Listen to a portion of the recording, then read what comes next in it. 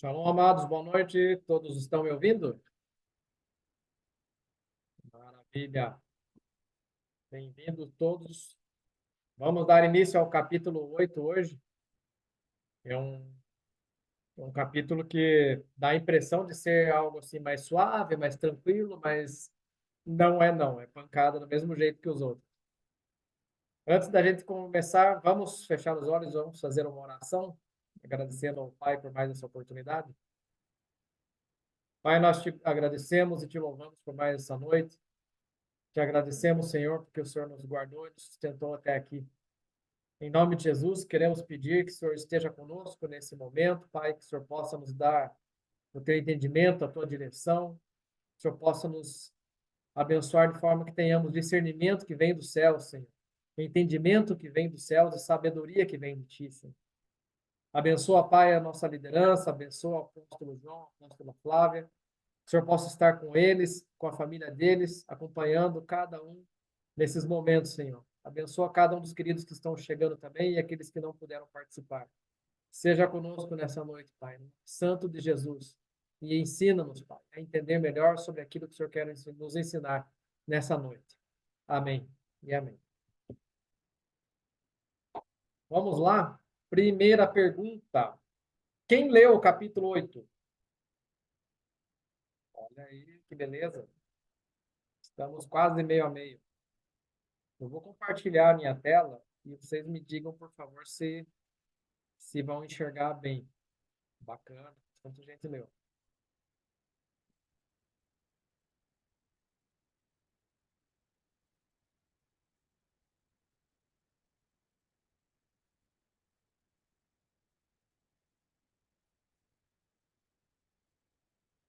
Muito bem, estão enxergando a tela aí? Estão vendo a tela compartilhada? Maravilha.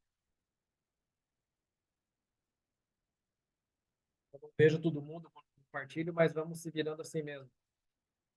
Se alguém precisar falar, levanta a mãozinha aí. Se eu não enxergar, a Sarina enxerga e me avisa.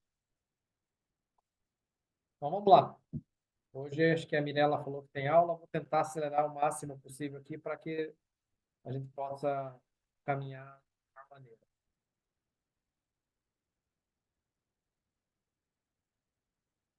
Se por um acaso a conexão ficar ruim, me avisem, porque a conexão aqui em casa hoje está meio xarope. Vamos lá então, capítulo 8. Descubra os ritmos do ofício divino e do descanso, parando para respirar o ar da eternidade. Eu confesso que eu fiquei intrigado com esse título, né? Descubra os ritmos do ofício divino. Eu nunca ouvi essa expressão na vida, ofício divino. Nunca tinha ouvido. Descanso, ok. E aí, quando a gente lê o subtítulo, né, parando para respirar o ar da eternidade, ok, já dá para ter uma ideia do que vem pela frente. Hoje eu quero fazer um pouco diferente, eu quero já, de cara, largar um enunciado aqui. Qual que é o objetivo do nosso encontro de hoje?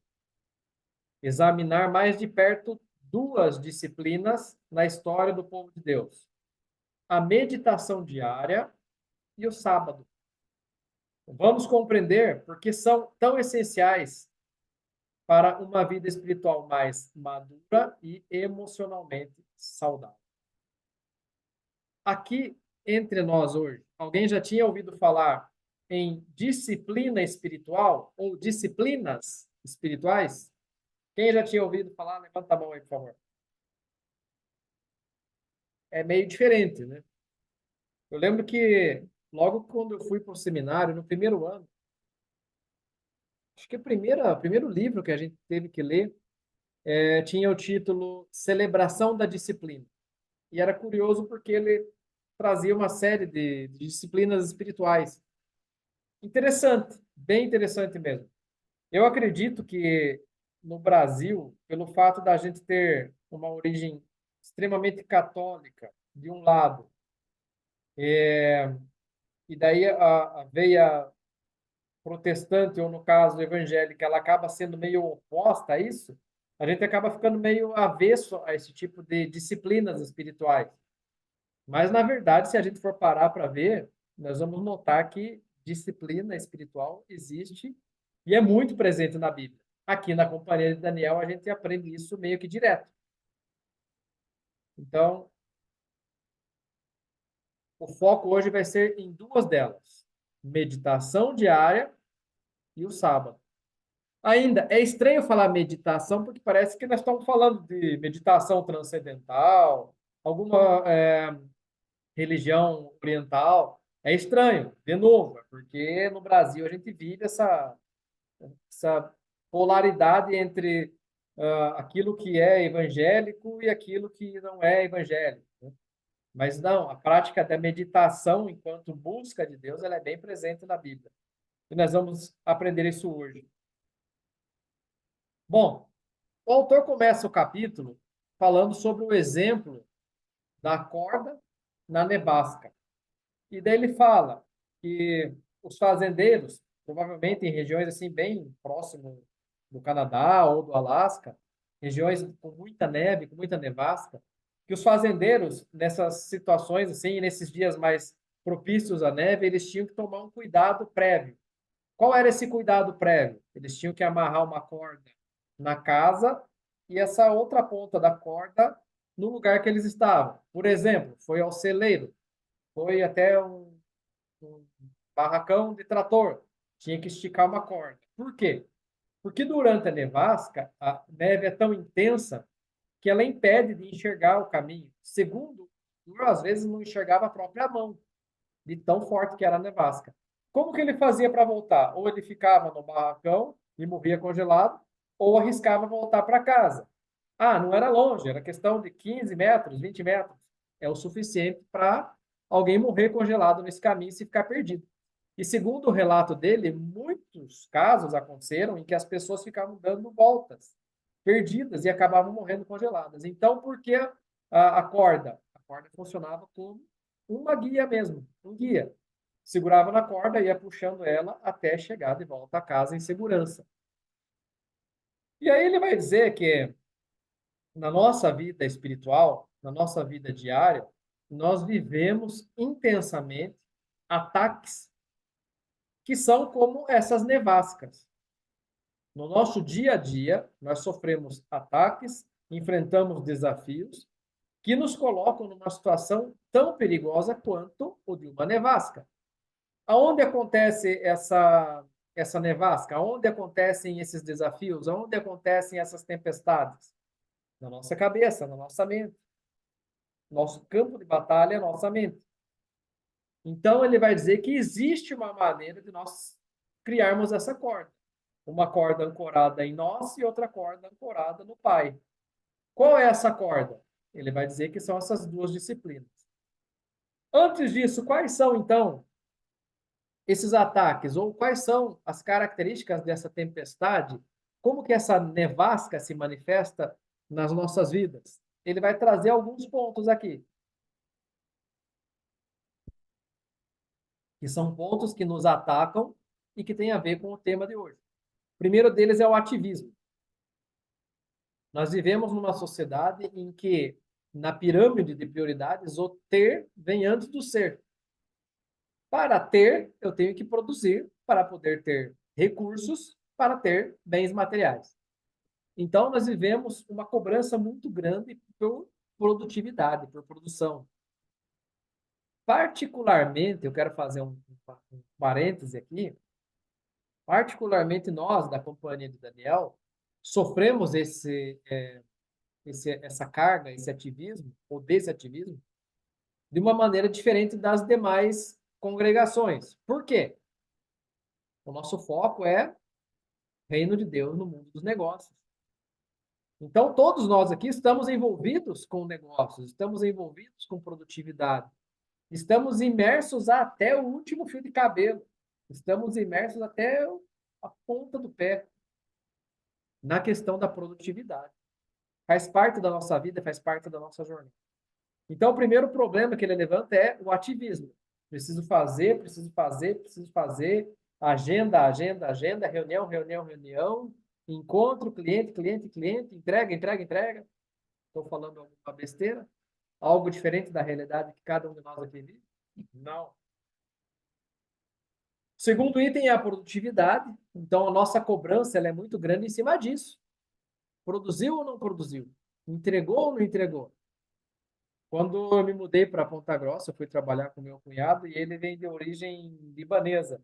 E ele tinha um ditado, quando a gente voltava de alguma visita aos clientes, ele dizia: trigo ou cevada? Queria saber se tinha dado ou se não tinha, ou se tinha dado na trave, se tinha dado negócio ou se não tinha dado negócio. Essa é a cobrança que a gente tem todo dia, todo momento. Tudo isso somando a contas, somando a família, somando a desejos de crescimento, somando a desejos de consumo, começa a gerar uma bola de neve muito grande, muito pesada, e começa a gerar em todos nós ansiedade, que é o terceiro item que ele traz. Ansiedade, ânsia de produção, ânsia de produzir, ânsia de ter resultado, ânsia de entregar, ânsia de crescer. E aí eu faço um parêntese também, no que diz respeito à respiração. Ele comenta um pouco sobre a respiração, e eu passei já de um tempo para cá a observar essa questão da respiração. É incrível como a nossa respiração normal, ela é curta, ela é rápida. Parem para reparar, não agora, mas levantem essa lebre para vocês prestarem atenção no seu dia a dia. Reparem na velocidade da sua respiração. É absurdo. A gente respira rápido, por quê? Por causa da ansiedade. Impressionante. Quanto mais rápido eu respiro, menos eu penso. Não, mas eu estou trazendo mais oxigênio? Não, menos oxigênio. Estou cortando. Quanto mais rápido, mais curta a respiração, menos oxigênio. E por fim, eu ainda trago um último item que o autor não trouxe, mas se ele fosse contextualizar hoje o livro dele, com certeza ele traria. As mídias e os eletrônicos, eles promovem esse ativismo e essa sobrecarga de atenção. Eles sugam a nossa atenção, sugam o nosso tempo de uma maneira absurda, de forma que nós entramos num círculo vicioso e paramos de dedicar atenção e tempo a outras coisas importantes. Então, ativismo no dia a dia, agenda cheia, não quer dizer necessariamente produtividade alta, mas agenda cheia. Busca e exigência por produtividade resultam em ansiedade, respiração rápida e curta, e parte disso tem a ver com a nossa imersão diária com as mídias e os eletrônicos, redes sociais e etc., e celulares e computadores e televisões e etc. Tudo isso acaba fazendo o quê? Trazendo para a nossa mente esse campo de batalha ou essa nevasca que ele chama atenção aqui no começo. Perigoso, porque eu posso me perder, assim como o fazendeiro se perdia lá andando em círculos durante a nevasca. E aí ele vai dizer que então existe uma corda para a gente amarrar. Que ótimo! Qual é essa corda? As disciplinas do ofício divino e do descanso. Então vamos lá. Afinal de contas, o que é o ofício divino que ele traz? De novo, né? O livro ele já tem uma idade. Então, o próprio vocabulário que ele usa, falando ofício divino, remete a outra época. Nós, aqui na companhia de Daniel, nós vamos ter mais familiaridade com outra expressão. A expressão, alguém chuta?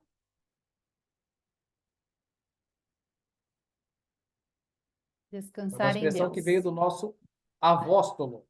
É o apóstolo avô, né? Avóstolo. Não fui eu que É o inventei isso, descanso, tá? é o A primeira descansar pessoa que em eu vi falar Deus, isso foi a Thaís. Juliana. Avóstolo. Ele usa a expressão altar secreto. E ele, inclusive, escreveu um livro sobre isso, chamado A Lei dos Dois Altares. Quem já leu esse livro dele, A Lei dos Dois Altares? do apóstolo Coraion. Cara, é muito bom. Recomendo que vocês leiam. Muito bom mesmo. Então, o ofício divino, para gerar um pouco mais de contexto, nada mais é do que aquilo que nós chamamos de altar secreto, que é um tempo dedicado à conexão com o Pai. Tendo dito isso, entendendo bem essa definição de ofício divino, ou de busca pela presença de Deus, ou de busca por aprender de Deus, ou de busca por estar em comunhão com o Pai, tendo dito isso, o autor vai contar algumas experiências que ele teve de imersão em monastérios. E eu fiquei imaginando isso. Caramba, que coisa doida que deve ser. Ele ficou assim, tipo lá, uma semana com os monges. E vários monges. Ele cita mais o exemplo dos monges trapistas. E ele conta que, primeiro, a primeira coisa assim que foi chocante. Quando chegavam os momentos de oração, eles tinham vários momentos de oração ao longo do dia, e ele vai trazer ali até o calendário diário deles, né? A primeira coisa que chamou a atenção foi, quando dava o horário, eles largavam tudo que estavam fazendo e saíam correndo. E a orientação que eles tinham, inclusive, era essa, da urgência. Grave essa palavra, urgência. Nós falamos há pouco sobre ativismo, busca por produtividade, ansiedade, etc. Vai me dizer que o senso de urgência não bate forte em nós quando estamos imersos no ativismo profissional, quando estamos imersos na busca de produtividade profissional? O senso de urgência, ele é absurdo, ele grita na nossa mente, grita na nossa orelha. E aí ele vai contar que no exemplo dos monges, na rotina deles, urgia, ou seja, o senso de urgência era para o momento de oração, chamado aqui de ofício divino. Então eles tinham lá um calendário e eles largavam tudo e saíam correndo para o momento de oração. Teve mais um ponto que ele chama a atenção no exemplo dos monges, que foi a questão do silêncio. Volta aqui na tela anterior. Quando nós lemos essas palavras, que sem nenhum tipo de imagem, sem nenhum tipo de onomatopeia, sem nenhum tipo de desenho, sem nada. Quando eu falo ativismo, produtividade, ansiedade, respiração, mídias eletrônicas, isso aqui dá a impressão de silêncio ou dá a impressão de barulho? Barulho, pô. Muito barulho, muito barulho. Exatamente o contraponto do que era a imersão com os monges, nos monastérios. Um silêncio absoluto. E aí o autor fala assim, no primeiro momento o silêncio quase deixou ele maluco. Quase deixou ele doido. No segundo momento, ele começou a prestar atenção em outras coisas. No terceiro momento, ele começou a se tornar mais produtivo naquilo que é a comunhão com o Pai. E num quarto momento ele falou assim: caramba, se isso aqui fosse a minha rotina diária, quanta coisa boa eu iria produzir para o reino. Olha que interessante. Logo que eu me mudei para Ponta Grossa, ou seja, 21 anos atrás, eu conheci um pessoal aqui que tinha uma ideia bem bacana, assim, era bem idealista, na verdade. Era um pessoal de igrejas evangélicas que se unia. Na época eu ainda era jovem, então era um grupo de mocidade e o nome era Aliança Jovem. E esse grupo, que era composto por pessoas ou jovens de várias igrejas, se reuniu para fazer um tipo de um acampamento, um tipo de um retiro. E eu fui, foi acho que o único que eu participei. Chegando lá nesse retiro, tinha uma regra. No primeiro dia, ninguém podia falar nada. Cara, foi muito louco. Então era numa casa, assim, tipo, bem retirado mesmo, bem afastado. Ponta Grossa já é no interior, então foi no interior do interior do interior. E era assim num monte bem legal. Lembro que tinha um monte para a gente subir para orar, tinha umas ovelhas assim perto de um riozinho, era um cenário quase de filme. E chegando lá, eu choquei porque a regra era ninguém pode falar nada. No primeiro dia ou no primeiro dia ninguém podia falar nada. E aí, gente, não sei se vocês já tiveram essa experiência, mas o silêncio incomoda. Gravem isso de novo. O silêncio incomoda. Por que o silêncio incomoda? Porque daí eu começo a ouvir aquilo que está na minha cabeça que é meu.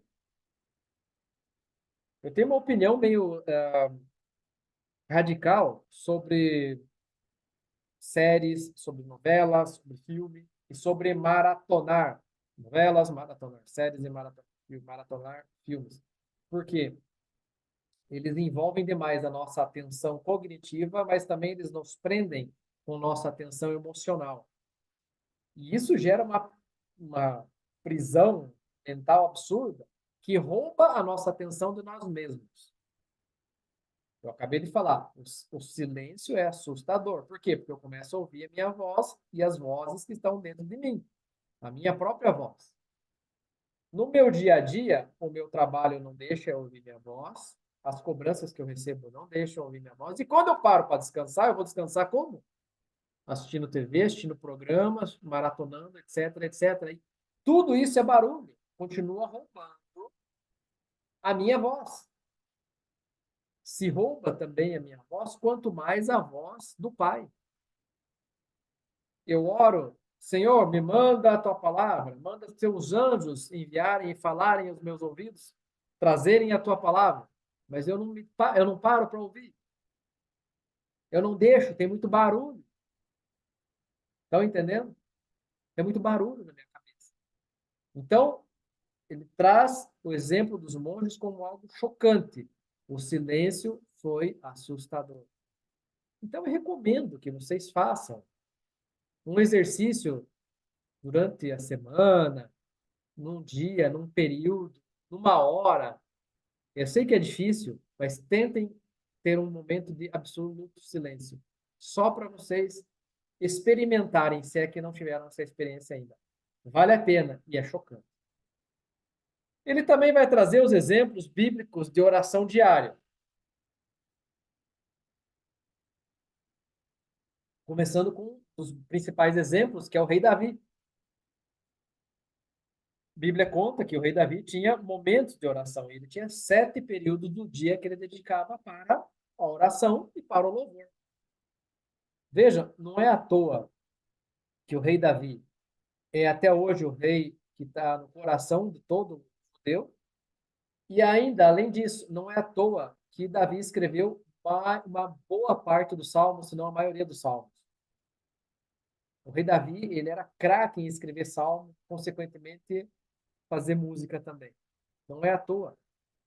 Se eu consigo ter um tempo dedicado à presença de Deus, isso vai redundar em algo positivo. Eu vou gerar algo novo, gerar algo positivo. Outro exemplo, o profeta Daniel. O rei Davi, beleza, ele estava no reinado dele, ele estava na terra de Israel, ele tinha liberdade plena para isso. Daniel estava onde? Ele estava no exílio, estava na Babilônia. Ele estava numa terra estranha. Ainda assim, 3 vezes ao dia, o que Daniel fazia? Ele se retirava para um. Tanto que por causa disso que ele foi parar na cova dos leões. 3 vezes ao dia, ele se dedicava ao ofício divino, ou seja, ao altar secreto, ou seja, ao momento de busca de conhecimento do Pai, de proximidade com o Pai, tempo de mesa com o Pai. O último exemplo que ele traz são os judeus ali do primeiro século, tanto os discípulos de Jesus como Jesus e os fariseus e os outros que conviviam na época. Se a gente prestar atenção nos evangelhos, nós vamos ver que eles tinham essa disciplina também de oração. Se retiravam para as orações, se encontravam para as orações. Agora, de tudo isso que ele traz, ele faz um resumo, ele filtra, ele chega a uma essência. E a essência é eliminar o conceito de sagrado e secular, sacro e profano. Sarina e eu vivemos numa época, ali, década de 90, início dos anos 2000, a igreja batista, na época, e era muito forte esse conceito de uma coisa é a vida na igreja, outra coisa é a vida secular. Totalmente diferente do que a gente aprende aqui na companhia de Daniel. E isso fica na nossa cabeça de um jeito absurdo, isso é fruto da religiosidade, aliás. E qual é o propósito do autor contando o exemplo dos monges? Ele vai dizer o seguinte: lá no monastério, o cara trabalha, ele produz o que ele vai comer, ele produz o que ele vai usar para sentar, a mesa que ele vai usar para estudar, ele pinta o prédio, ele faz a manutenção do espaço onde eles moram, ele cultiva as hortaliças, enfim, eles trabalham. Como eles têm esses momentos de pausa para oração, acaba ficando na mente e no hábito deles que não existe a divisão entre o trabalho secular e o trabalho divino. Ofício é trabalho. Tudo é trabalho. Olha que louco. Tudo é trabalho. E tudo é uma coisa só.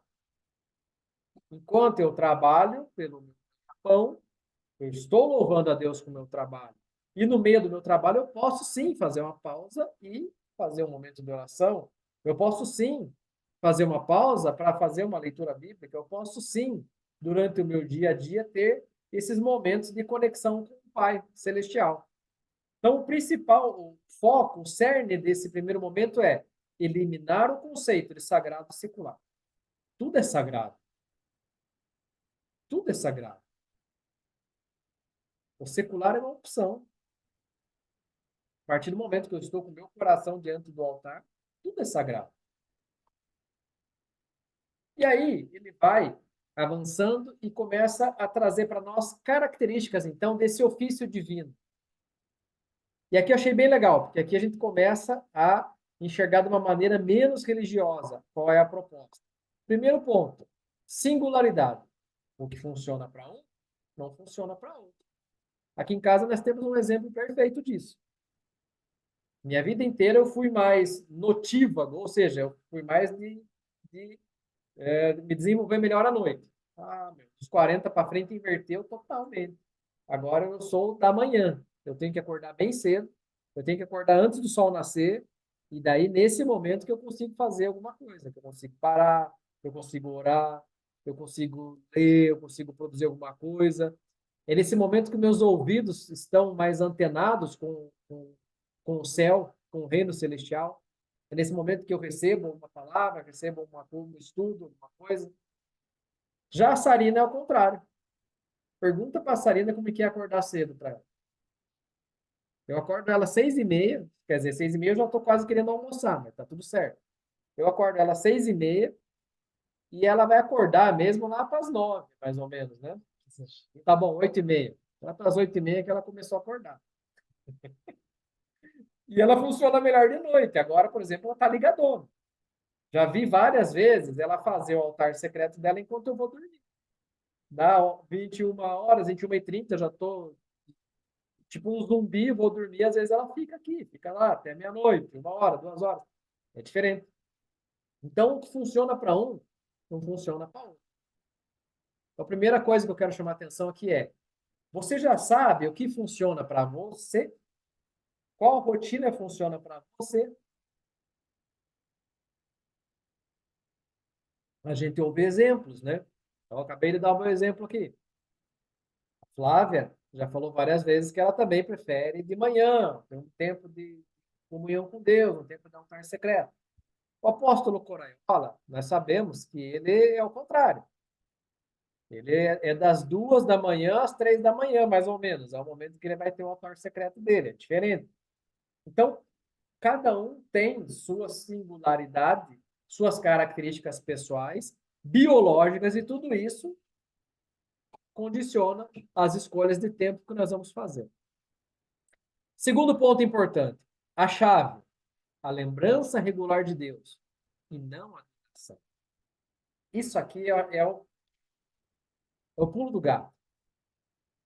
Isso aqui é a essência para não cairmos em religiosidade. Davi parava 7 horas, 7 vezes, perdão, durante o dia para buscar a Deus. O profeta Daniel fazia isso 3 vezes. Eu confesso que uma vez eu tentei fazer isso de 3 vezes, mas não deu certo. Não funcionou para mim. Para mim funciona de manhã, bem cedo, bem cedo. Então, o pulo do gato, a chave é a lembrança de Deus de forma regular.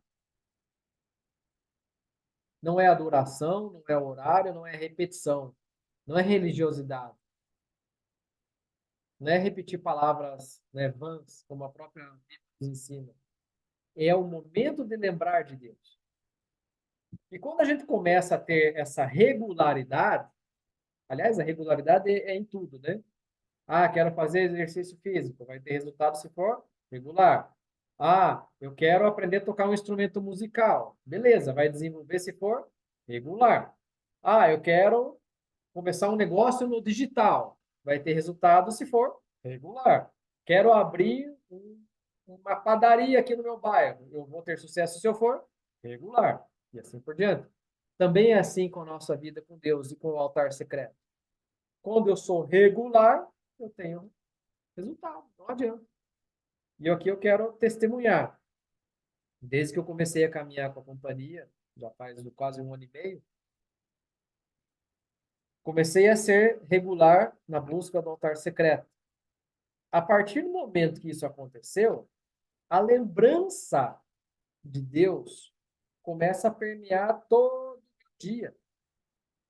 É muito louco isso. Então, eu tenho um momento de manhã que eu dedico ali para fazer o altar secreto. Todo o meu dia vai ser afetado. Tudo. Até na hora que eu vou dormir, eu estou com a minha lembrança de Deus de uma maneira diferente. Sem obrigação, e aqui vai um código pesadíssimo. Sem obrigação e sem culpa. Religiosidade nos traz culpa. Ah, eu não consigo ser igual ao apóstolo, eu não consigo ser igual à apóstola Flávia, eu não sou igual ao apóstolo João, não sou igual ao pastor Marcelo, não sou igual ao profeta Rose, eu não consigo. Eu sou realmente um zero à esquerda, não vai e tal. Não. Quando eu consigo encaixar na minha singularidade, lembrando, singularidade, meu perfil, meu corpo, o meu horário biológico, quando eu encaixo no meu perfil um momento bacana, eu vou ter a virada de chave para uma lembrança regular de Deus, que ela é permanente. Isso faz com que eu me aproxime do Pai e faça isso sem culpa. É natural, não é religioso. E ele fala ainda sobre a terceira característica, que são os conteúdos. Ok, o que eu vou fazer nesses momentos? E ele recomenda a leitura de salmos, leituras de outros textos bíblicos, orações próprias, orações lidas. Curioso que ele traz muitas orações, né? Sempre ao final do capítulo ele traz uma oração. E eu confesso que também eu, ao longo da minha caminhada cristã, fui um tanto avesso a esse tipo de oração lida, oração repetida. Por quê? Por causa do extremismo. Eu saí do catolicismo e vim para o oposto. Então, eu abandono meio que geral, né? Fuga geral desse tipo de prática, que no fim das contas é muito boa. A gente tem experimentado isso aqui nas aulas semanais. Louvores, hoje está muito fácil da gente, né, ter acesso a Spotify, YouTube, etc. Ter acesso fácil a louvores. Eu gostaria de chamar a atenção a um desses itens, que é a leitura de Salmos. Por quê? Se a gente for parar para observar a palavra de Deus, a Bíblia, nós vamos perceber que nós temos livros que são narrativas, livros de história, outros livros são de leis, né? Então, por exemplo, Levíticos, né? Livro de lei. Outros livros são palavras de Deus para o homem, como, por exemplo, os profetas maiores e profetas menores, e cartas direto, como as cartas do Novo Testamento. Diferente de todos é o livro dos Salmos, porque somente nos Salmos nós vamos ver uma série de textos ordenados onde não é Deus falando para o homem. Prestem atenção, é o homem falando para Deus. É muito legal isso. Por isso que eu falei, o rei Davi falava bastante, o rei Davi escrevia muito salmo, mas o que ele estava falando? Ele estava registrando a oração dele para Deus. Tem profeta que vai fazer isso, tem profeta que é mais bocudão, assim, de falar com Deus e tal. Particularmente, meu profeta favorito é Jeremias. Eu tenho a oportunidade um dia da gente falar sobre Jeremias ainda. Mas Salmos. E aí que tá o legal. Se eu começo, eu não sei onde eu começar. Começa pelos Salmos. Por quê? Porque são homens, seres humanos, homens e mulheres iguais a nós, que escreveram para Deus. Ao fazer isso, eu vou me identificar com eles. Por mais que existam milênios nos separando, a essência é a mesma. Então, a leitura dos Salmos ajuda pra caramba. Próximo slide. Os elementos centrais do ofício divino. Vamos chamar de altar secreto, que fica melhor. Ele vai dizer que esse momento de busca ao Pai, de altar secreto, de momento dedicado, de atenção dedicada, ele vai ter 4 elementos centrais. Quais são esses elementos centrais? Número 1, parar. Rapaz, se a gente vem de uma pauleira, né? Tem um amigo meu que usa exatamente essa expressão, pauleira. Eu pergunto, e aí, meu irmão, como é que você tá? Ele fala, cara, eu tô na pauleira. Se a gente vive na pauleira, com a respiração mais acelerada do que a de um cachorrinho, com a mentalidade lá em cima, né? Como é que eu vou parar um momento do meu dia para ouvir a Deus? Ou para falar com Deus? Não é um momento de clamor, de pedir, não é um momento de desespero. Não, é um momento ordenado, regular, onde eu vou parar para estar com ele. E o autor vai dizer que o parar é a essência desse momento de ofício divino, ou desse momento de altar secreto. Parar, para tudo. Volta lá nos monges. Quando o monge estava trabalhando, dava o horário, tocava o sino, ele fazia o quê? Largava tudo, ele parava. Faca tramontina, cortar, parava tudo. Ia fazer o quê? Buscar a Deus. Parar é a essência. E agora eu quero chamar a atenção. Ele diz, é a essência, por quê? Porque ele está no controle. Ele reina, eu não. Uau! Dezembro de 2022. A primeira pancada que eu levei da companhia de Daniel. Adivinhe qual foi o tema da mensagem? Shabat. E a pregação foi: pare, não queira estar no controle. O Pai está no controle. Ele está no controle. Ele reina. Eu não. A Sarina talvez nem tenha reparado nisso, mas isso está anotado no meu guarda-roupa. Eu até anotei lá, a primeira pancada que eu levei da companhia. Pancada boa, tá? No bom sentido. Mensagem sobre o sábado, sobre o descanso. Parar é difícil porque, além da nossa natureza humana nos encaminhar para isso, para essa loucura, existe sim um movimento das trevas para nos manter nessa loucura. Porque a partir do momento em que as trevas nos mantêm nesse ativismo, nessa necessidade de estar no controle, nessa ilusão de estar no controle, elas conseguem nos afastar de Deus. As trevas conseguem nos afastar da consciência de que é o Pai que está no controle, não. Eu passei, junto com a Sarina, nós passamos o ano de 2023 por uma prova muito grande. E um dos principais aspectos dessa prova foi o quê? Entender isso. Ele está no controle. Ele reina. Não sou eu. Eu não controlo nada. Não controlo. E é muito difícil fazer essa virada de chave. Nós temos a ilusão de que estamos no controle. Quando eu tenho uma disciplina de parar para ouvir a Deus, eu começo de maneira diária, regular, recorrente, a me ensinar. Eu começo a ensinar para mim mesmo. Eu não estou no controle. Ele está no controle. Vocês sabem, Sarina e eu trabalhamos com vendas, nós somos corretores imobiliários. Quem trabalha com venda sabe, não tem nada garantido, é tudo fruto da produção, né? E nós temos vivido um tempo tão diferente, desde que nós começamos a fazer o movimento das primícias, que todas as palavras que eu ouvi, tanto do apóstolo Coronel como do apóstolo João Cobal, começaram a fazer muito sentido para mim. E a principal palavra é recompensa. Eu comecei a medir.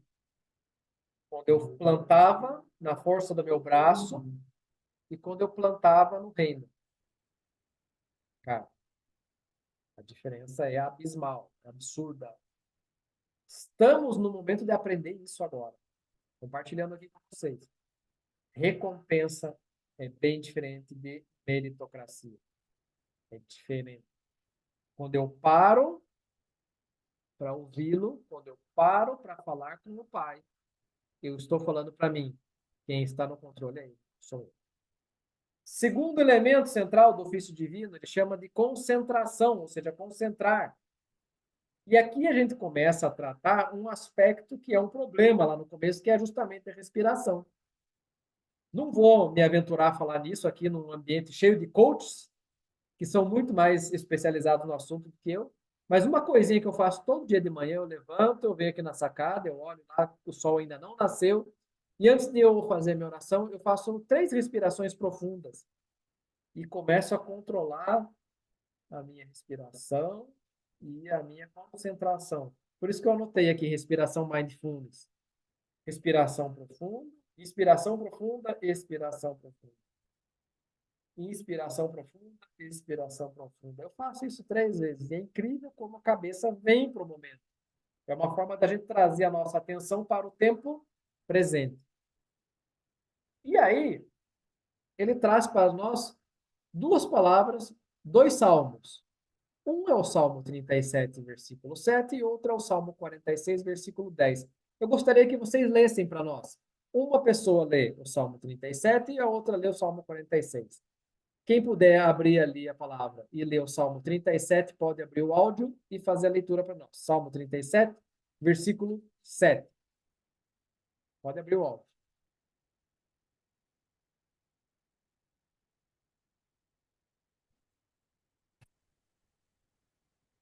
Descansa no Senhor e espera nele. Diz o apóstolo João. 3 por Estão me, 3. tão me ouvindo? Estão me ouvindo? Está ouvindo? Sim, Ah, tá. Vou repetir. Descansa Então, no Senhor e espera nele.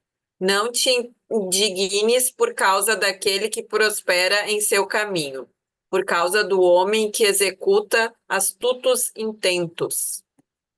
maravilha. Obrigado, Dan. Descansa no Senhor e espera nele. Quem pode ler o Salmo 46, 10, por favor? eu. Aquietai-vos e sabei que eu sou Deus. Serei exaltado entre os gentios, serei exaltado sobre a terra. Amém. Obrigado. 2 textos incríveis. E eu vou dizer uma coisa para vocês. Vou dar um testemunho aqui. No começo do ano passado, vou dizer até o mês. Final de fevereiro do ano passado. Um pouquinho antes daquela nossa imersão que a gente teve em Valinhos. Eu estava num momento de grande aflição.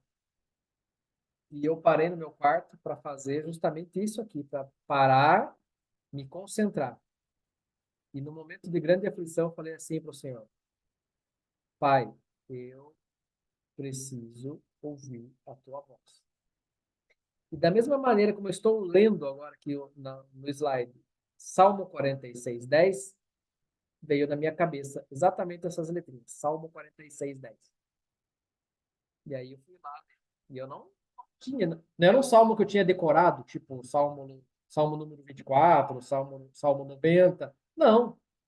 Salmo 136, não. 139, não. Eu não tinha lido esse salmo. Fui lá ler Salmo 46, 10. Incrível. Então, parar, se concentrar. Estar com a mentalidade no tempo presente. aquietai-vos e sabei que eu sou Deus. Aquietai. E ele diz: sou exaltado entre as nações. Aonde estão as nações? Estão aqui na terra. E ele segue e fala: sou exaltado na terra. Como? Eu pergunto, como? O Senhor vai ser exaltado entre as nações e exaltado na terra, se não pela vida do seu povo, pela vida dos seus filhos? Porque pela natureza ele já é exaltado. Os céus já estão aí proclamando a glória dele. O sol, a lua, as estrelas, o mar, tudo. Como que ele vai ser exaltado? É através daquilo que ele faz em nossas vidas. Número 3, silêncio. E ele vai falar, o autor vai dizer, silêncio e solidão. Lembra no começo da nossa conversa de hoje, eu falei que no seminário, o primeiro livro falava sobre disciplina? Ele não chamava de solidão, ele chamava de solitude. Mesma coisa, outra palavra. E aí o autor vai trazer o exemplo que aconteceu com o profeta Elias. Eu vou ler aqui um trecho do livro onde ele fala sobre o profeta Elias. Quando Deus apareceu a Elias após sua depressão suicida e sua fuga de Jezabel, disse-lhe que esperasse pela presença do Senhor passar. Deus não apareceu do jeito que havia aparecido no passado. Todos conhecem essa passagem?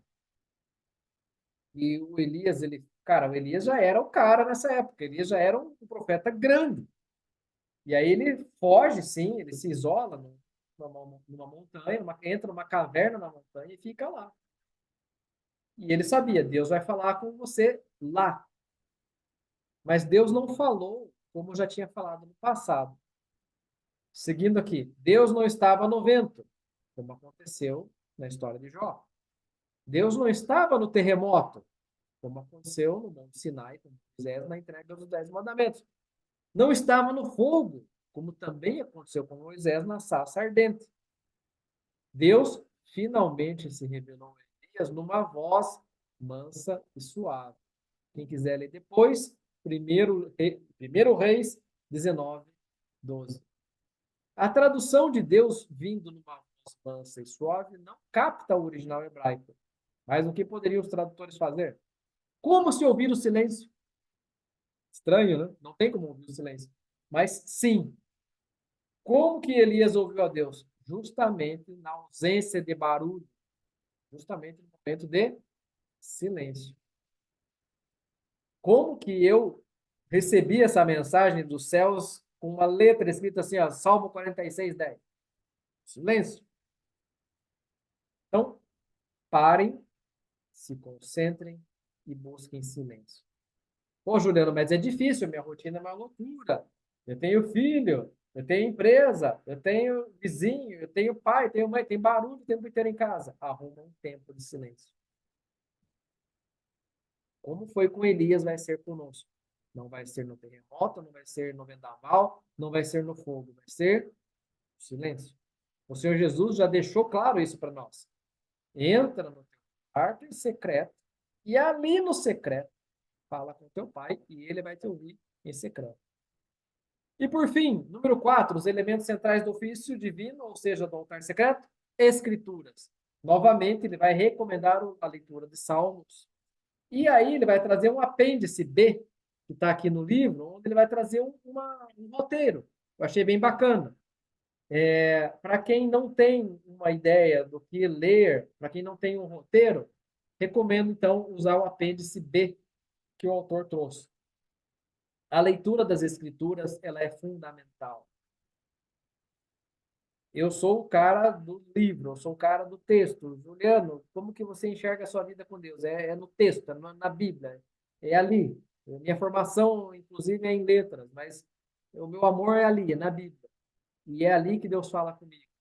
Deus fala só dessa forma? Não, ele fala de um monte de jeito. O Juliano, voltando à singularidade, é através das escrituras. Recomendo muito que vocês gastem tempo lendo a palavra.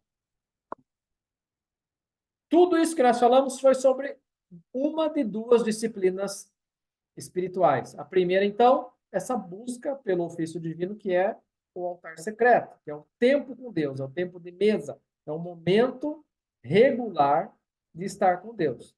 Qual é o segundo, ou a segunda disciplina que ele traz?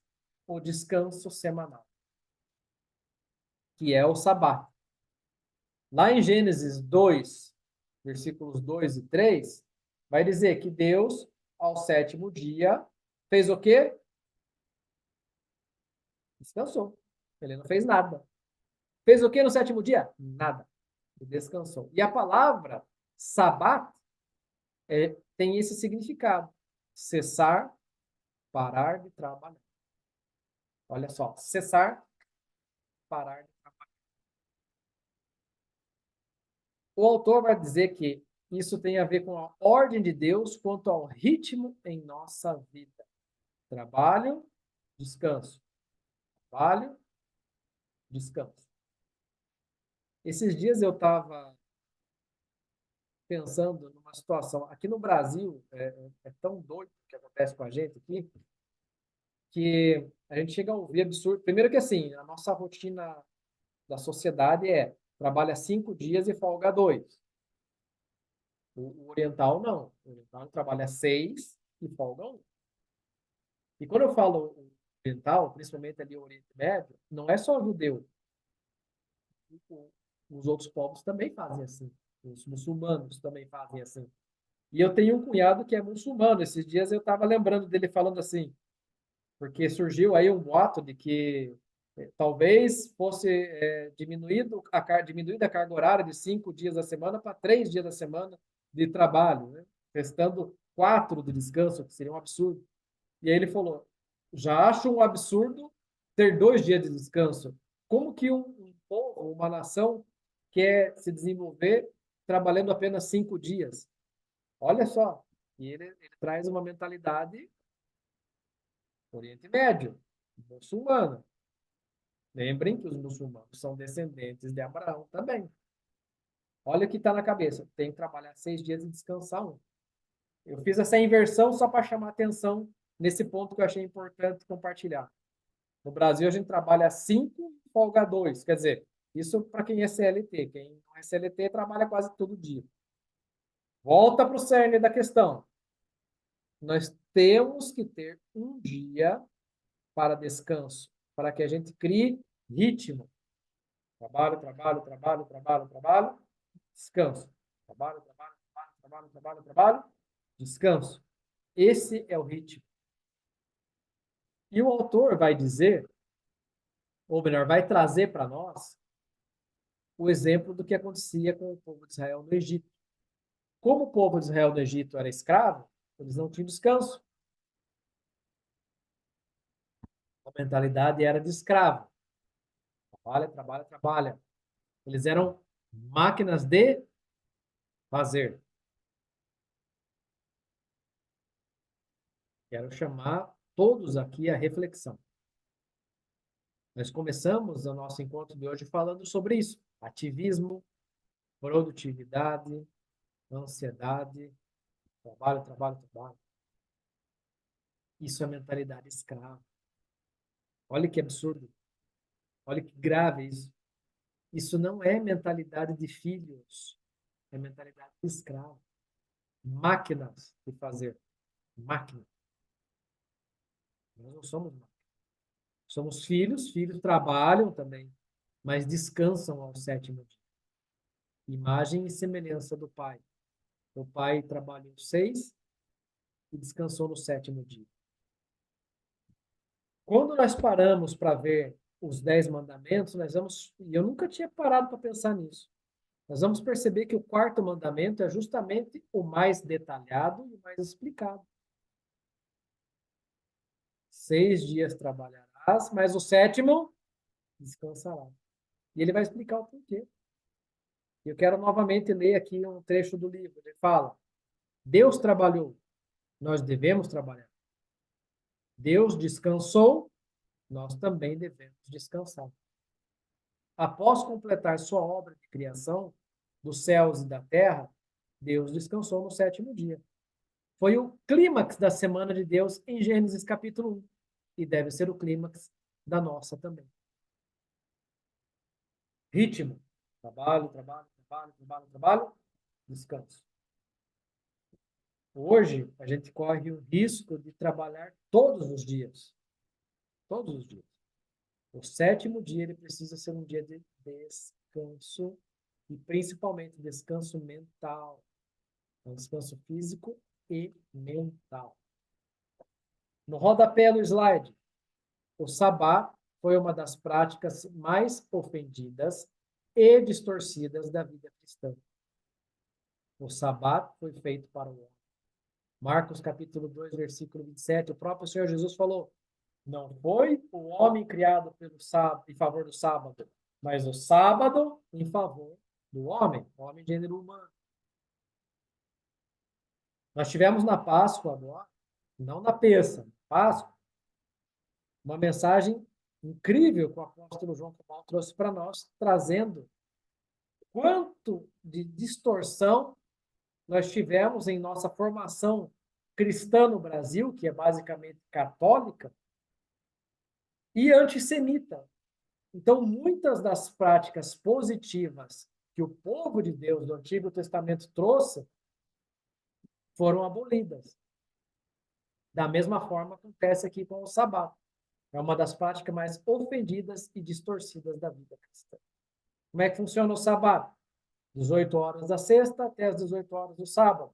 Ninguém trabalha, ninguém faz nada. Está na moda falar da série The Chosen.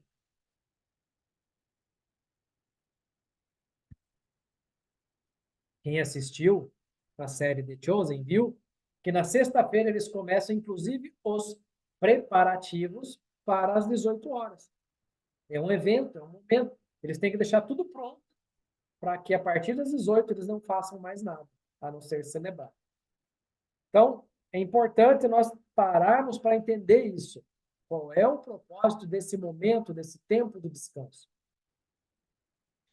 E aí, o Peter vai trazer para nós os 4 princípios do sábado. Mas antes ele faz um alerta, chama a atenção. Cuidado com o perigo do legalismo. Foi isso que mais atrapalhava os fariseus na época, por exemplo, de Jesus. Eles enxergavam o sábado como o Senhor. Não. O sábado não é Senhor. O sábado é a pausa, é a memória, é a celebração. Mas eu não posso ter legalismo sobre isso. E aí ele vai fazer o autor vai fazer uma contextualização dizendo: o ideal é ajustar um ritmo de trabalho com um intervalo de 24 horas na semana. Nem todo mundo pode ter o sábado como descanso ou o domingo como descanso, como é comum para nós ocidentais. Por exemplo, quem é médico, quantas vezes a gente já viu a Dani Pescari participando conosco em pleno plantão? Não tem jeito.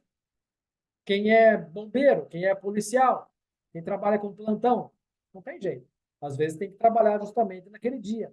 Então, precisa haver um ajuste para que, dentro da nossa realidade, eu tenha um período de 24 horas na semana para que seja o meu sabá, para que seja o meu sábado, ainda que caia em outro dia da semana.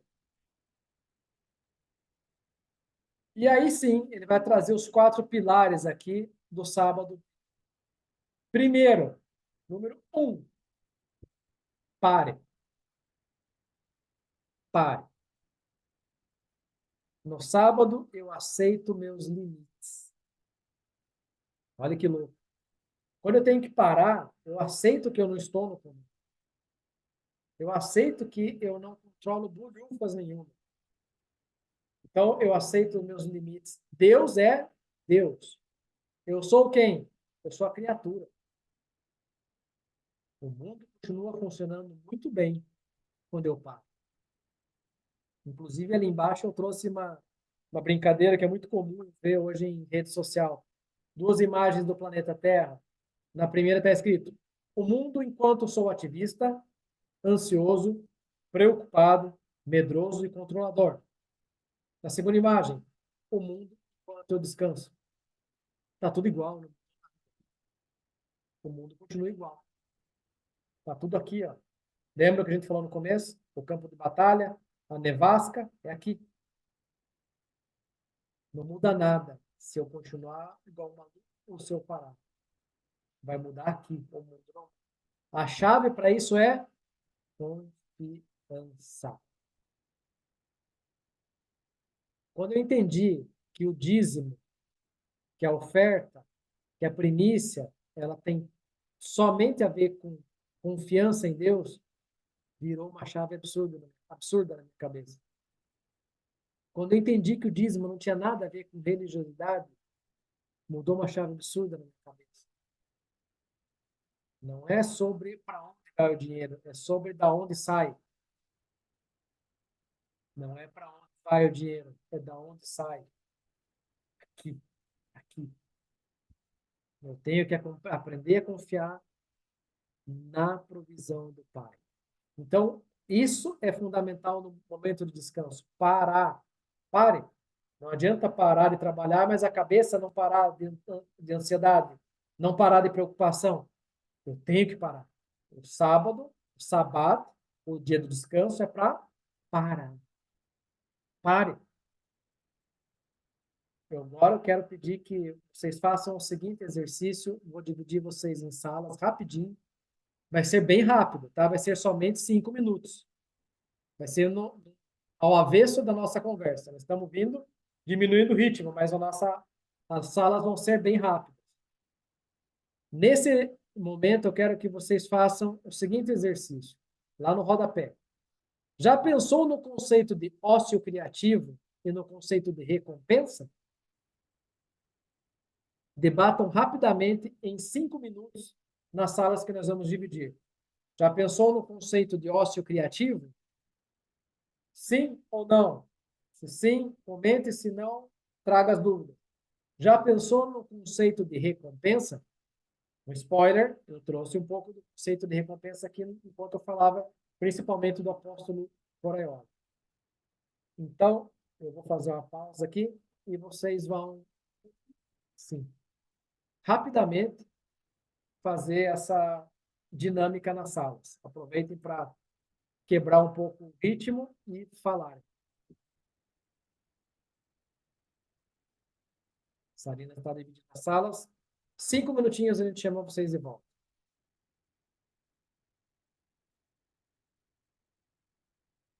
Boa, Sarina. Baixa.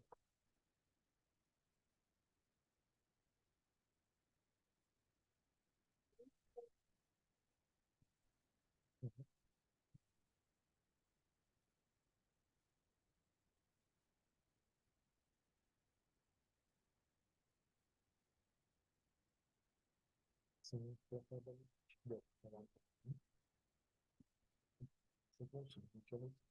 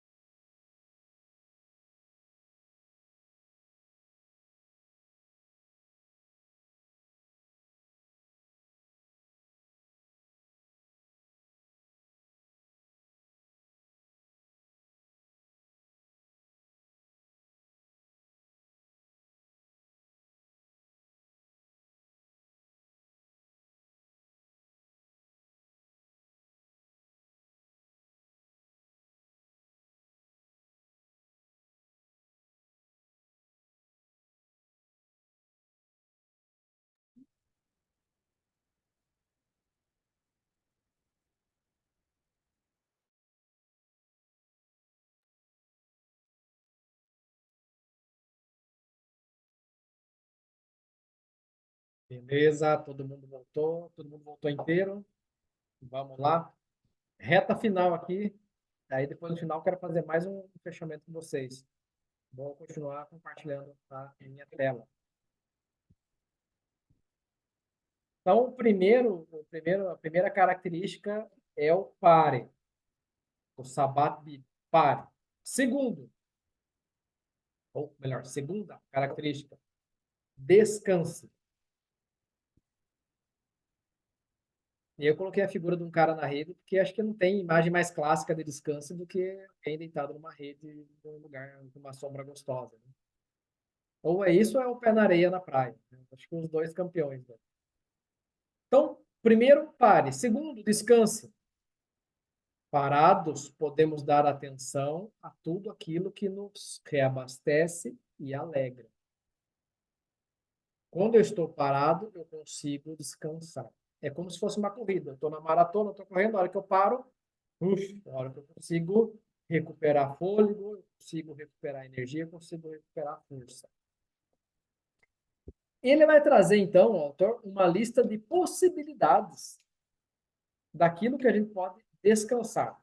Ele vai falar trabalho, exaustão física, pressa. Aliás, quero fazer um parêntese aqui. Tem muita gente que hoje está viciado em atividade física, ou musculação, crossfit, ou uma coisa tipo uma corrida. E no dia do descanso, acaba não dando descanso para o corpo. Precisa sim, a exaustão física através do esporte, ela também faz parte. Trabalho, exaustão física, pressa. Olha que loucura, pressa. Às vezes eu brinco aqui, eu falo que eu sou um ansioso recuperado, né? Graças a Deus, não sou mais ansioso. Mas eu comecei a perceber nos detalhes que com a pressa era fruto de uma ansiedade absurda.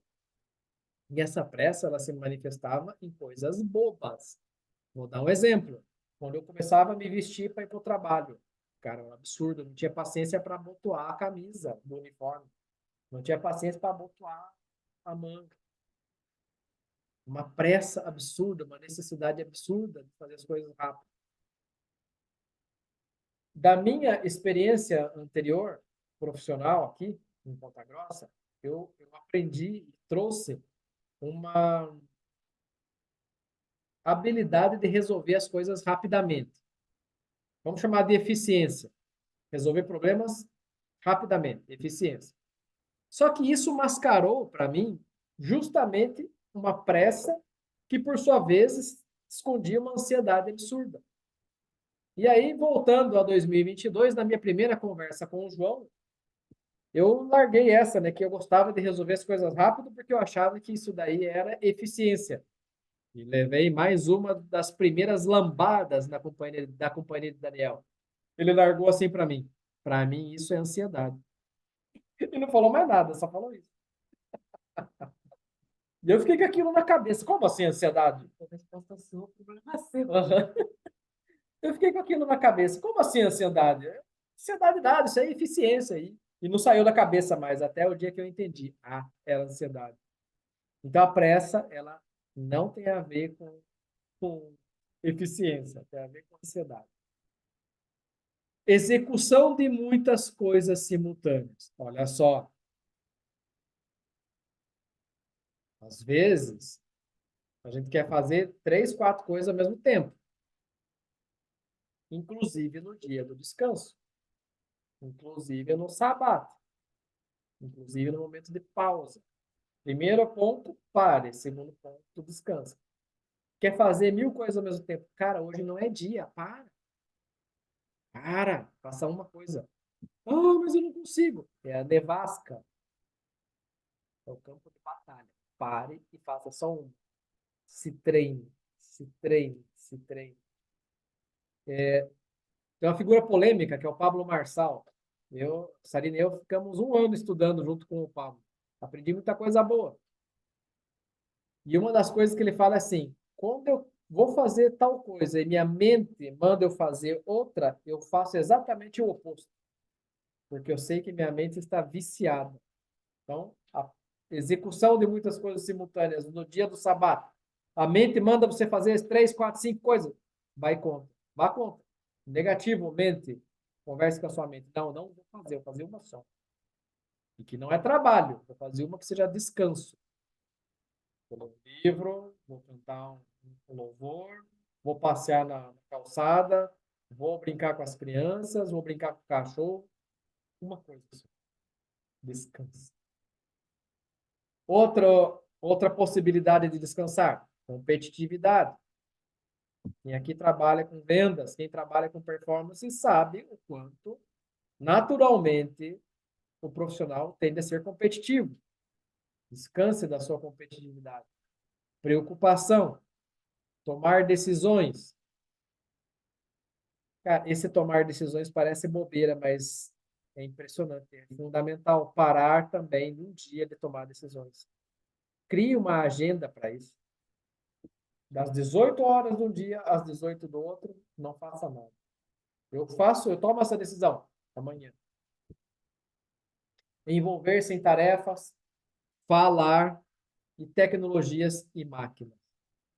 Quando paramos e descansamos, respeitamos nossa humanidade e a imagem de Deus em nós. Olha que incrível isso, pessoal.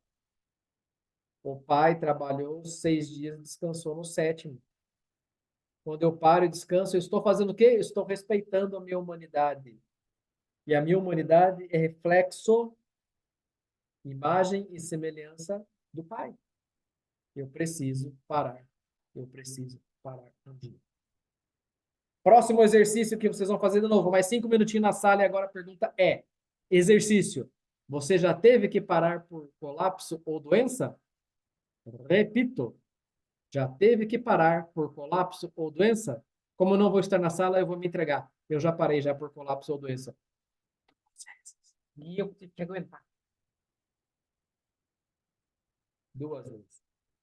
Bora lá, Sarina, você divide o pessoal de novo? 5 minutinhos, é rapidão, hein?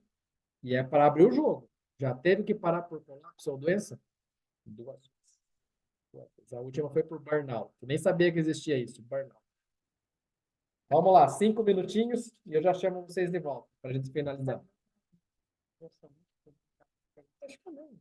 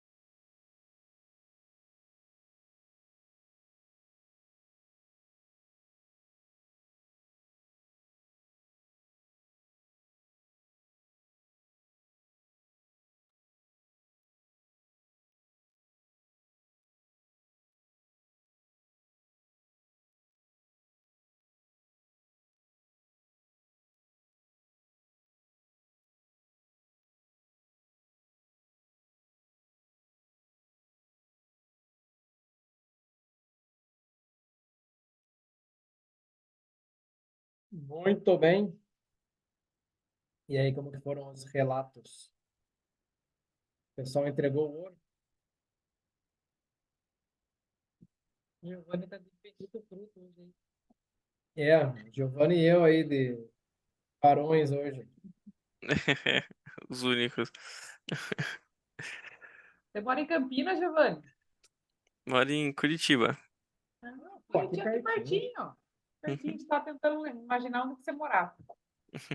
Dá pra vir passear em casa algum dia. Dá mesmo. Só chamar. Bora, vamos fazer alguma coisa aí. Todo mundo voltou? Não, aqui tá É. todo mundo. Vamos lá, então, para finalizar. Número 3. Então, primeiro, pare. Segundo, descanse. E o terceiro, alegre-se. Alegria. Sarina trouxe uma música para o louvor uns cultos atrás e nós vamos tocar ela no sábado, melhor, no domingo agora, né? É justamente isso, alegria. A alegria está no coração de quem conhece a Jesus. Uma música novinha, novinha. Ó, gente, bem recente, né, Sibeli? Cara, a alegria está no coração de quem conhece a Jesus. Lá em Gênesis 1:31 diz que Deus, ao final da criação, viu que era bom. Né? No português, a tradução foi essa. E Deus viu que era bom, que a criação dele era boa.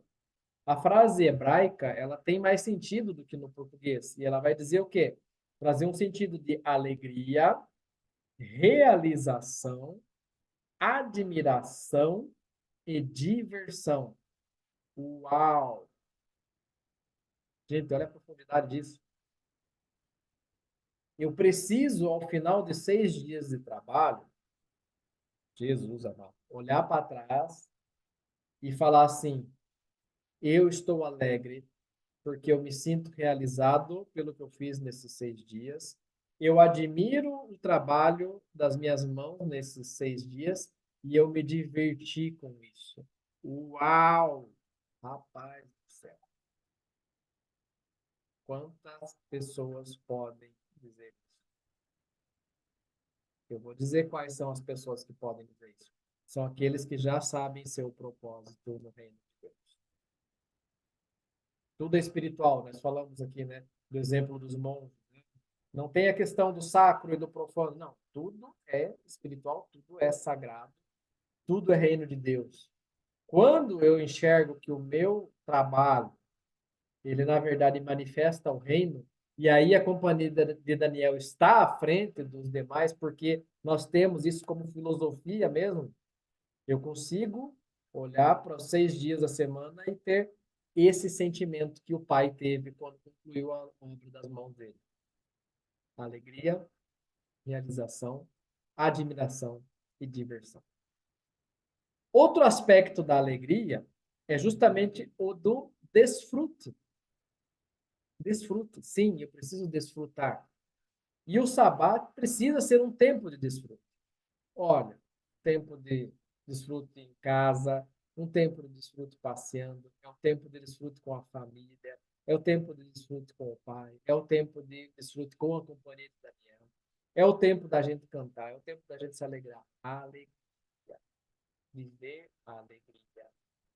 E a nossa sociedade, extremamente sobre influência maligna, ela quer transformar a alegria num momento curto de sensação pós-consumismo.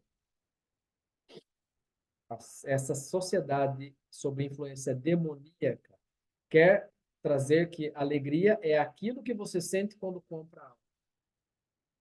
Não tem nada a ver com a alegria do reino de Deus. Nada a ver com a alegria. Aqui é desfrute por aquilo que eu fiz, por aquilo que o Senhor me deu. E isso me leva a enxergar que existe um deleite que é deficiente. Ou seja, justamente esse que é fruto do ativismo, fruto do consumismo, fruto dessa loucura, da nevasca que ataca a nossa cabeça.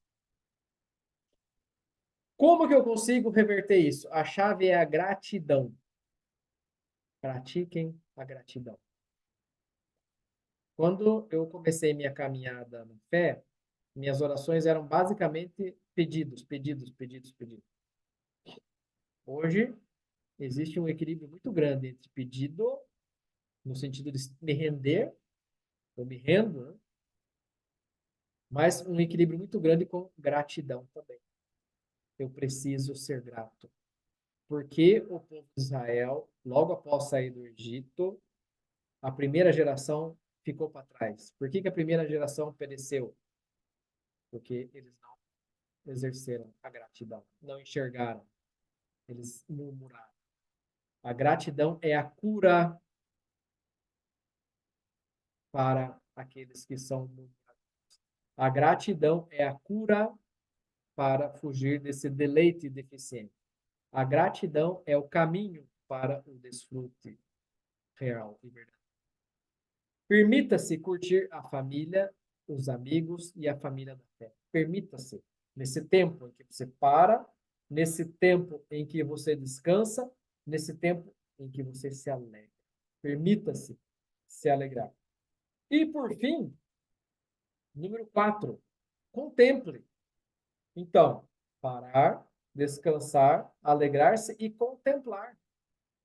Contemple. Olhe, observe. O autor vai trazer que nesse tempo, nesse momento de contemplação, é um tempo para ler em voz alta. Ler o quê?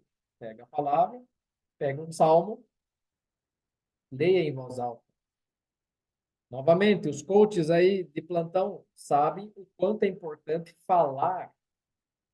Nós aqui na Companhia de Daniel, no final de 2022, fizemos os 21 decretos. E os 21 decretos a gente tinha que declarar eles. Eu tinha que falar. Por quê? É importante quando eu falo, todas as minhas células vibram junto com minha voz. Eu escuto eu falando, eu assumo como verdade, meu inconsciente assume como verdade. Tempo para ler a palavra em voz alta. Nesse momento de contemplação, leia a palavra em voz alta. Leia as promessas do Pai em voz alta. Leia os salmos em voz alta. Faça as orações dos salmistas em voz alta. Outra coisa muito importante. Tempo para abençoar a família. Perguntinha. Você tem o hábito de abençoar sua família? Seus cônjuges, seus filhos, seus pais e mães? Abençoar. Não é orar por eles. Abençoar é diferente. Como que é a bênção lá no Antigo Testamento? Normalmente o pai, né, o sacerdote, impunha as mãos sobre os filhos e abençoava. Como que foi a bênção de Jacó sobre os filhos? Como que foi a bênção de Isaac sobre Jacó? Como é que foi a bênção de Abraão sobre Isaac? A bênção é assim, põe as mãos e abençoa. Eu vou confessar, eu não faço isso aqui em casa. Eu oro pela minha família, mas eu não paro um momento e falo, vem cá, meu filho Rafael, vem cá, meu filho Mateus, vem cá, minha esposa Sarina. Impõe as mãos e fala, eu te abençoo em nome de Jesus. Isso faz uma diferença para quem recebe. Para nós que fazemos também, mas para quem recebe é impactante. Contemple, leia em voz alta e abençoe em voz alta. Olha que incrível, olha que poderoso isso. E o terceiro item de contemplar, tempo de mesa com ações de graça. Como é importante esse tempo de mesa. Já ouvimos falar tanto aqui na companhia. Tempo de mesa é importantíssimo. Eu literalmente, agora nós estamos aqui usando a mesa, né, na nossa sala de jantar, que é uma mesinha redonda. Literalmente é aqui onde normalmente eu faço o meu altar secreto. É onde todo santo dia nós almoçamos juntos. Nós não abrimos mão de almoçar juntos. A janta, às vezes, a gente dá uma relaxada e vai para o sofá. Mas o almoço é aqui, é o tempo de mesa. E aos domingos, pós-culto da companhia, também é o momento da gente reunir aqui. Exercitem isso. Tempo de mesa com ações de graça. E uma dica. Acho que já faz um mês que Sarina e eu temos praticado o Shabat na sexta-feira às 18 horas. Acredita que isso aí tem feito uma diferença tão grande? É o momento que a gente para, tacinha de vinho, pãozinho, fazemos a leitura desde que o profeta Henrique nos ensinou, Ah, é? Às vezes tem aqui uma vela, alguma coisa que a Sarina traz, e a gente faz memória do Senhor Jesus, agradece, e a gente chama os meninos para participar desse momento. É rapidinho, 5 minutos, 10 minutos, é um momento de oração, mas é rápido, mas a regularidade faz muita diferença. Então, nesse tempo de contemplação, leia em voz alta, abençoe a família e tenha tempo de mesa com ações de graça.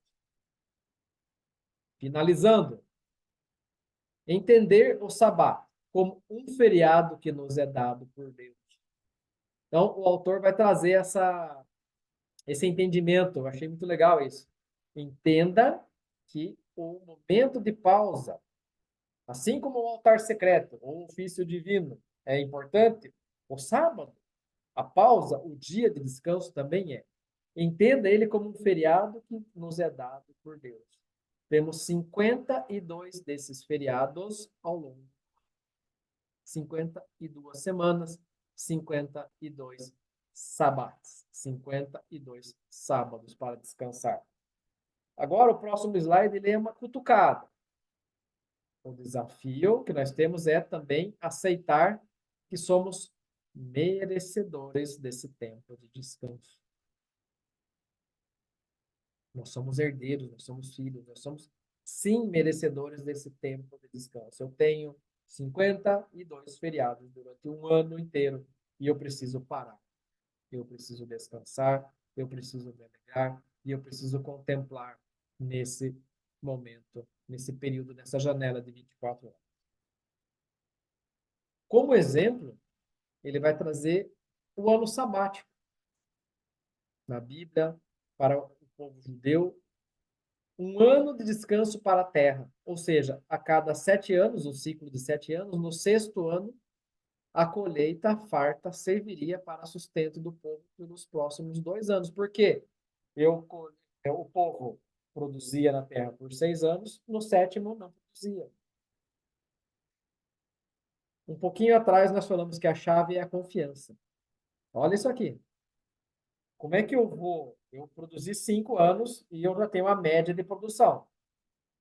Vocês que têm o seu negócio, você que tem sua empresa, você que produz, você que trabalha como autônomo, você sabe qual é a sua produção durante o ano. O mês que vai produzir mais, o mês que produz menos. Você já tem a média. Então, em 5 anos, você sabe exatamente qual é essa média. Pela fé, você tem que acreditar que o 6º vai simplesmente dobrar a produção. Olha que loucura. Essa é a experiência do povo cultivando na terra. Eles já tinham as médias de 5 anos, mas no 6º eles sabiam, vai estourar, vai arrebentar a boca do balão, por quê? Porque no 7º nós vamos ter que parar. E a colheita do 6º ano vai valer por 2.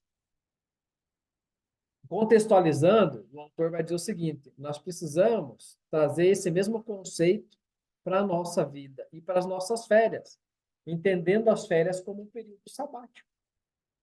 Você tira férias durante o ano? Ah, eu tiro uma férias no ano. Ok. Não, eu tiro 2, 3 vezes para tirar em períodos mais curtos. Entenda que esse momento é o teu momento sabático. Use esse tempo para buscar também retiros espirituais. Faça pausa, inclusive, dos ministérios da igreja. E aí ele vai falar da experiência dele como pastor, o autor. Quem conviveu em igreja, como Sarina e eu convivemos, nós vimos o quanto líderes ficavam doentes porque não havia pausa de ministério, tinha pausa do trabalho, mas não tinha pausa do ministério. Isso acaba gerando pessoas doentes. Então, precisamos aprender com esse princípio do ano sabático, trazendo essa verdade, essa realidade para as nossas férias também. Palavra final. Segurando a corda ante as nevascas. Então, quando estamos fora do tempo, cometemos violência contra nós mesmos.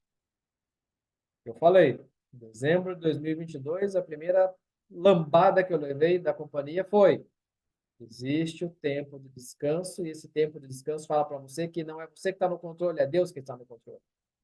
Quando eu não cumpro isso na minha vida, eu estou fora do tempo. Nós temos aprendido mensalmente. Olha, começa o mês de Nissan. O mês de Nissan é assim, assim, assado. Como que é o anterior, que era o mês de- Adar. O mês de Adar, duplo Adar. É assim, assim, assim. Agora Nissan, é assim, assim, assado. Eu vou entendendo o tempo. Mas quando eu não respeito o descanso, eu também estou fora do tempo. Muitas vezes a gente ora, Senhor, eu quero andar no teu Kairós, não quero andar só no meu Cronos, eu quero andar no teu Kairós, no teu tempo. Mas se eu não respeito o tempo de descanso, não tem jeito de eu entrar no relógio divino de jeito nenhum. Porque eu cometo violência contra nós mesmos, contra mim mesmo. E quando eu faço isso, eu estou ofendendo a imagem e semelhança de Deus que eu sou. Se o pai trabalhou 6 dias, eu trabalho 6 dias. Se o pai descansou um dia, eu descanso um dia. E quando isso acontece, somos incapazes de amar uns aos outros. Olha que loucura!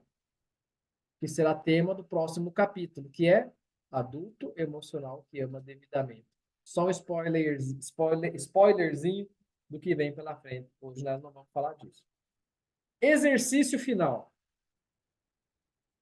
E agora o bicho vai pegar. Qual o seu maior desafio para viver?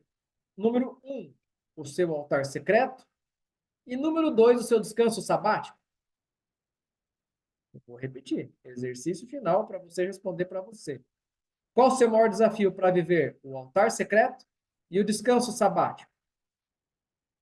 Segunda pergunta. Por que as duas disciplinas são consideradas como cordas, como guia durante as tempestades? Fica aí o exercício para vocês responderem. Alguém quer responder aqui? Se alguém quiser, levanta a mão. Vai ser rápido, hein? 10 segundos de janela, vamos lá. Se alguém quiser, levanta a mão, fala aí. Eu quero, fala, a gente escuta e já vai para finalizar. Eu tinha a ilusão que ia conseguir finalizar às 21h15, olha aí, passei meia hora. Façam esse exercício para vocês. Qual é o seu maior desafio para você viver com regularidade seu altar secreto? Para você desfrutar verdadeiramente do descanso sabático? E por que que o autor considera que as duas disciplinas são cordas, são guias que nos levam de volta à comunhão com o Pai? Por fim, vamos finalizar com essa oração, que é a oração que ele traz ao final de cada capítulo. Convido vocês a fecharem seus olhos, ouvirem a minha voz e repetirem em voz alta para vocês aí. Senhor, ajuda-me a segurar em ti como se fosses minha corda na nevasca hoje.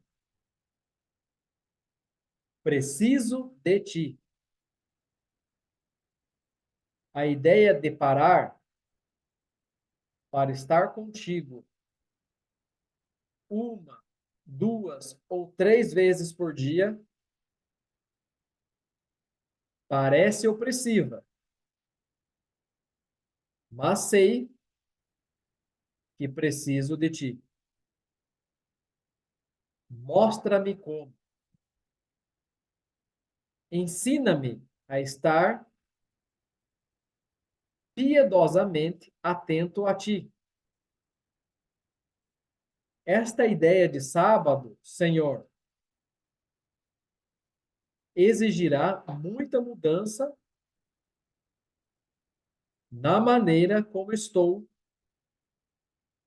conduzindo minha vida. Dirija-me, Senhor, em como dar o próximo passo com isso. Ajuda-me a confiar em ti com tudo que restar inacabado, a não tentar dirigir o mundo para ti. Liberta-me para começar a reorientar minha vida em torno de ti, somente de ti. Em nome de Jesus. Amém. E amém. Incrível, hein? Olha só o que ele fala: ajuda-me a confiar em ti, a não tentar dirigir o mundo para ti. Pesado, né? É exatamente isso que acontece quando a gente quer botar a mão onde precisa botar. Maravilha, guerreiras e guerreiro! Muito obrigado pela companhia de vocês. Espero que o Senhor tenha falado com todos nós nessa noite. É um desafio, eu falei, né, no começo. Parece que é um título assim meio Nutella, meio água com açúcar, mas não é. É pesado, é profundo e é desafiador. Nossa oração é que, em nome de Jesus, nós possamos aprender e descansar e subir de nível para as próximas etapas. Maravilha, pessoal? Deus abençoe vocês. Até domingo. Um abraço, até mais. Tchau.